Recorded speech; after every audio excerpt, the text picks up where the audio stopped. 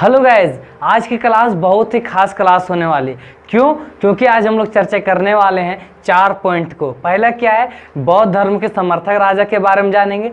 दूसरा क्या है, बौद्ध धर्म के विरोधी राजा के बारे में। और तीसरा पॉइंट जो है वो है हमारा बौद्ध धर्म और जैन धर्म के समानताएं और विभिन्नताएं के बारे में। और साथ में जो फोर्थ टॉपिक है जो सबसे इंपॉर्टेंट है वो है हमारा जैन धर्म और बौद्ध धर्म का विघटन का कारण। ये 4 पॉइंट आप लोग के बीच में चर्चा करने वाला हूं। इसलिए गाइज आपसे एक रिक्वेस्ट होगा कि वीडियो को आप लास्ट तक देखें, क्योंकि इससे भी क्वेश्चंस आपको कॉम्पिटिशन्स में पूछे जाते हैं कि उसके समर्थक राजा कौन थे, उसके विरोधी राजा कौन थे और क्या कारण था कि बौद्ध धर्म और जैन धर्म का विघटन हो गया। जो धर्म भारत में ही निर्माण हुआ उन धर्मों का विघटन कैसे होना शुरू हुआ, उन सारे बातों को हम लोग बेहतरीन तरीके से जानेंगे। तो आप हमारे साथ बने रहे। मैं प्रणव प्रियदर्शी आपको इस चैनल में हार्दिक हार्दिक स्वागत करता हूँ।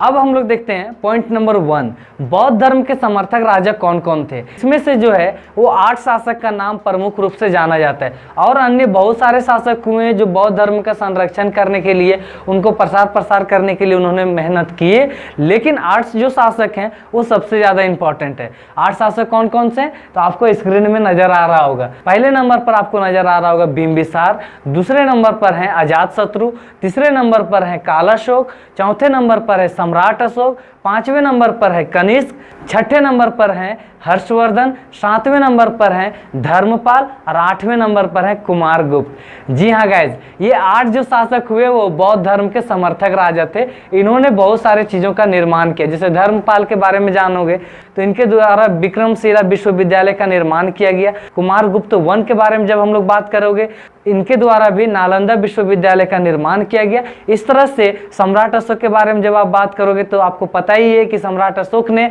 ना सिर्फ भारत में बल्कि एशिया में जितने भी हमारे देश जो आते हैं उनमें उन्होंने प्रसार करने के लिए बहुत ही मेहनत की। साथ में सम्राट अशोक अपने जो बच्चे थे उनको भी बौद्ध धर्म को प्रसार के लिए लगा देते। खैर, मैं उनके बारे में जब मैं मौर्य वंश, इसके बाद का जो टॉपिक जो आने वाला है वो मौर्य वंश होगा। और मौर्य वंश में हम लोग बेहतरीन तरीके से चर्चा करेंगे कैसे कैसे सम्राट अशोक इस बौद्ध धर्म को पूरा एशिया में फैलाने का काम किए। इससे पहले आप जब देखोगे हर्यक वंश के बारे में तो उसमें बिंबिसार के बारे में जिक्र किया था। बिंबिसार, अजातशत्रु के शासनकाल में पहला बौद्ध संगीत होता है और वो भी प्रसार करने के लिए बहुत सारा मेहनत करते हैं बौद्ध धर्म के संरक्षण के तौर पर। उसके बाद कालाशोक है, कनिष्क है, तो इनके शासनकाल में भी बौद्ध संगीतियां हुई। इस तरह से आप कह सकते हो कि ये बौद्ध धर्म के समर्थक राजा थे। अब जाहिर सी बात है, समर्थक थे तो कुछ ना कुछ तो विरोधी भी हो सकते हैं। तो विरोधी में भला कौन कौन थे, तो 3 शासक का ज्यादातर नाम आता है। पहला जो है विरोधी शासक के रूप में वो है शशांक। शशांक एक गौंड वंश के राजा थे जो हमारा बंगाल के क्षेत्र में पड़ता था। इनके द्वारा कहा जाता है कि ये बौद्ध वृक्ष जो था, जहां तथागत गौतम बुद्ध जहां तपस्या करके ज्ञान की प्राप्ति किए थे, उस बौद्ध वृक्ष को इन्होंने कटवा दिया था। बाद में इसको फिर जापान वगैरह से लाकर अभी लगाया गया है।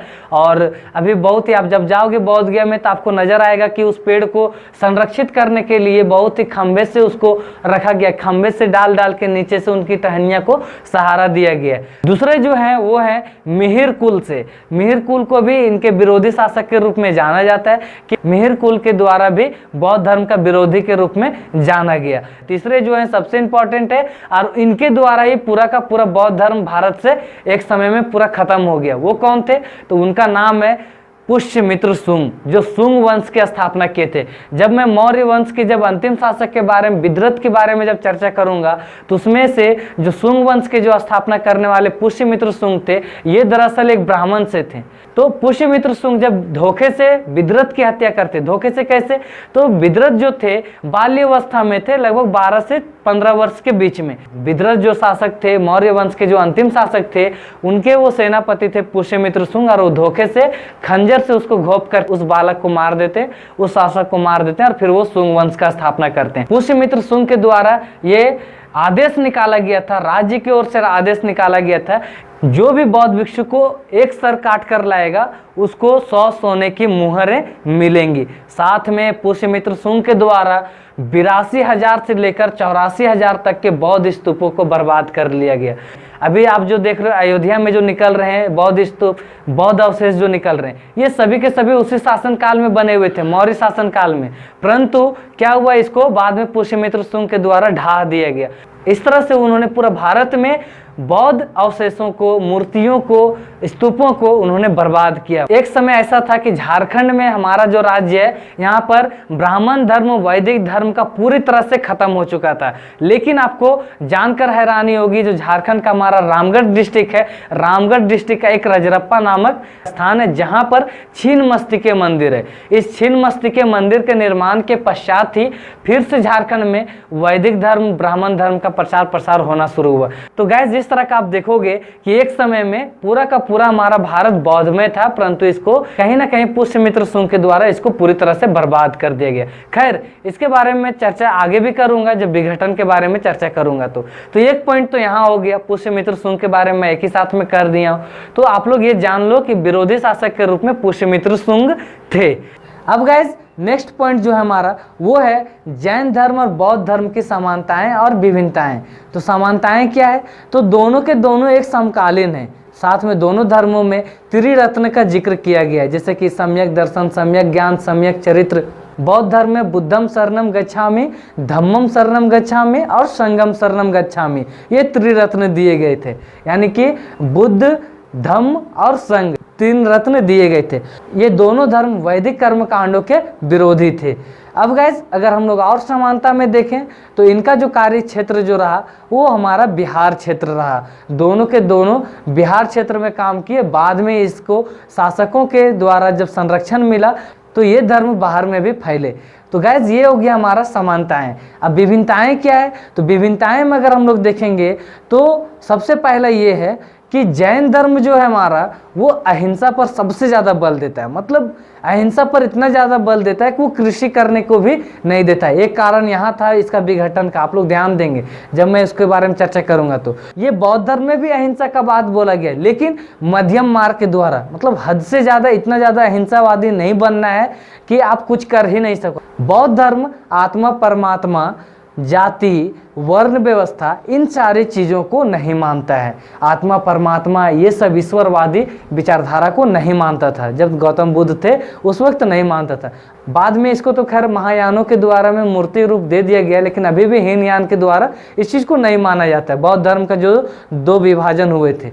और उसके बाद आप देखोगे जैन धर्म में, तो जैन धर्म है वो वर्ण व्यवस्था को मानता है और साथ में आत्मा और परमात्मा जैसे चीज को भी वो मानता है। तो ये सबसे ज्यादा डिफरेंसेस है। अब गाइस, इसको देखोगे जब विघटन की जब चर्चा करेंगे, जैन धर्म की जब विघटन की चर्चा करेंगे तो उसमें आपको पता चलेगा कि वैदिक धर्म में जो कर्म कांड थे उसी के खिलाफ में ये धर्म निर्माण हुए थे।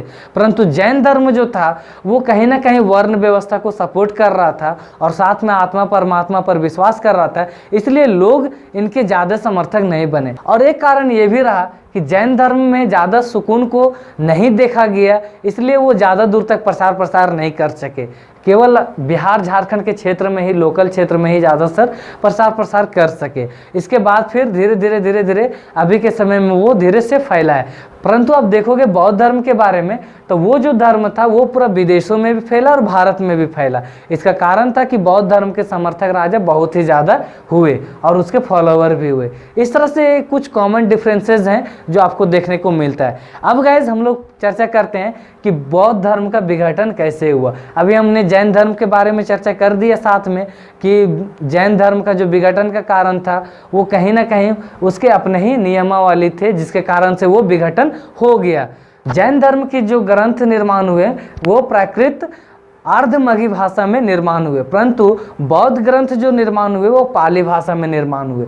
इस तरह से कुछ कुछ कॉमन डिफरेंसेस हम लोग को देखने को मिलते हैं। अब जाहिर सी बात है, जो धर्म भारत में ही निर्माण हुआ उस धर्म के अनुयायी अभी भारत में ही बहुत कम है। जो धर्म का इतना ज़्यादा प्रसार प्रसार हुआ और वो अचानक से विघटन की ओर बढ़ गया, तो इसका कुछ ना कुछ कारण होगा। तो गाइज, अब हम लोग इसको एनालिसिस करते हैं कि इसका विघटन का कारण क्या था। बौद्ध धर्म भारत में जो निर्माण हुआ उसका विघटन का कारण क्या है। परंतु गाइस, जब मैंने इस पर स्टडी करना शुरू किया तो उसमें से मैंने 4-5 चीज़ों को आकलन किया जो मुख्य तौर पर हम लोग को पता चलता है और इससे क्वेश्चंस भी आपको ऑनर्स पेपर में मिलते हैं। पुष्यमित्र शुंग जो कि एक ब्राह्मण वर्ण से थे, उनके द्वारा जिस तरह का आदेश निकाला गया, जिस तरह से बौद्ध स्तूपों को तोड़ा गया, ये एक पहला कारण था जब बौद्ध धर्म का विघटन होना शुरू हुआ। इसके पहले भी आप देखोगे तो सम्राट अशोक के समय में भी आकलन किया जाता है कि बौद्ध धर्म का विघटन का कारण कहीं ना कहीं सम्राट अशोक की नीतियां थी, राजनीति नीतियां थी। कैसे थी? तो सम्राट अशोक जैसे ही कलिंग युद्ध को जीतते हैं तो वो भेरी घोष को छोड़कर धम्म घोष की घोषणा करते हैं, अर्थात वो युद्ध को नकार कर वो शांतिपूर्ण राज व्यवस्था को चलाने की जिक्र करते हैं। परंतु आप देखोगे किसी भी शासन व्यवस्था को चलाने के लिए कहीं ना कहीं इस तरह का युद्ध करने ही होते हैं। जब अगर कोई बाहर से आक्रमण करे तो उसको शांत करने के लिए, उसको रोकने के लिए युद्ध करना ही पड़ता है। लेकिन सम्राट अशोक युद्ध से अपना नाता तोड़ चुके थे। एक पहला कारण बनता है कि युद्ध सम्राट अशोक का नहीं करना, ये बाद में मौर्य वंश का विघटन का एक कारण बना, साथ में बौद्ध धर्म का भी विघटन का कारण बना। दूसरा जो पॉइंट है विघटन का, वो है मौर्य वंश का ज़्यादा केंद्रीकृत प्रशासनिक व्यवस्था। ज़्यादा केंद्रीकृत प्रशासनिक व्यवस्था क्या है? तो जो भी निर्णय जो लिया जाता था वो सेंटर से लिया जाता था, यानी कि राजा के हाथों में सारे के सारे पावर थे। वो जो दिशा निर्देश देते थे वही कार्य राज्य में होते थे। ये अलग सी बात है कि सम्राट अशोक के शासन काल में मौर्य वंश का बहुत ही अच्छा रिस्पॉन्स रहा है। सम्राट अशोक महान भी कहलाए क्योंकि उन्होंने जनताओं का जो जन कल्याण की जो बातें थी वो सम्राट अशोक बेहतरीन तरीके से समझे और उसको अपने राज्य में इंप्लीमेंट किए। लेकिन उनके बाद के जो भी शासक बने वो उस तरह के स्ट्रांग नहीं बन सके, जिसके कारण से मौर्य वंश भी विघटन की ओर बढ़ा और साथ में बौद्ध धर्म भी विघटन की ओर बढ़ा। साथ में एक और जो पॉइंट है, किसी भी राज व्यवस्था को चलाने के लिए पैसे की आवश्यकता होती है। जो मौर्य वंश का जो राजकोष था वो कहीं ना कहीं धीरे धीरे खाली होते जा रहा था। उसका कारण ये था, आप देखोगे 82,000 से 84,000 जो बौद्ध स्तूप जो बने थे उनको बाद में पुष्यमित्र शुंग भले ही तोड़वाया, इससे पहले जाहिर सी बात है कोई ना कोई तो निर्माण कराया होगा। तो वो जो निर्माण करने वाले थे वो थे सम्राट अशोक। सम्राट अशोक के शासन काल में, यानी मौर्य वंश के शासन काल में ये बौद्ध स्तूप बहुत ज़्यादा निर्माण किए गए और जिसके कारण से राजकोष की में पैसे की कमी होना प्रारंभ हो चुका था। सम्राट अशोक के बाद से शासन व्यवस्था नहीं चला पा रहे थे, जिसके कारण से कर भी उनको सही से नहीं मिल पा रहा था और एक न एक कारण ये भी रहा कि राजकोष उनका धीरे धीरे कम होना शुरू हो गया था। तो गाइज आप लोग ध्यान दोगे, बौद्ध धर्म का जो विघटन का कारण था वो कहीं ना कहीं ये सब भी पॉइंट माने जाते हैं। तो गाइज ये एक छोटा सा पॉइंट था जिसको मैंने चर्चा करना ज़्यादा उचित समझा।